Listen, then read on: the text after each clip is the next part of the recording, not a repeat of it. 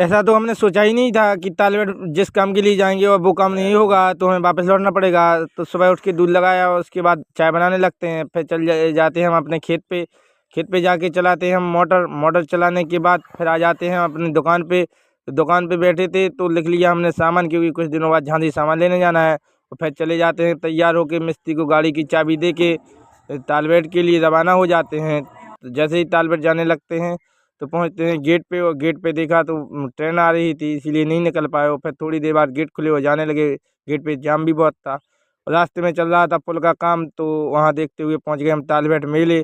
तालबेट मेले में गए तो उधर काफ़ी भीड़ भी कम थी इस बार। और पहुँचे फिर हम बोट क्लब के पास। तो बोट क्लब के पास गए, लेकिन वहाँ पे बोट ही नहीं चल रही थी। वो नहीं चल रही थी, इसके लिए यह वजह आप कमेंट में बताएं। फिर हम आ जाते हैं वापस, तो देखा कि बच्चे स्कूल से ज़्यादा मेले में ही हैं। इस बार बच्चों को मेले में मज़ा बहुत अच्छे से आ रहा था। और फिर पहुंच जाते हैं अपने भाई उमेश की दुकान पे, जो बेल्ट पर चश्मे की दुकान लगाए थे। और फिर आ जाते हैं मेले से बाहर। और नेक्स्ट पार्ट के लिए आप कमेंट करें।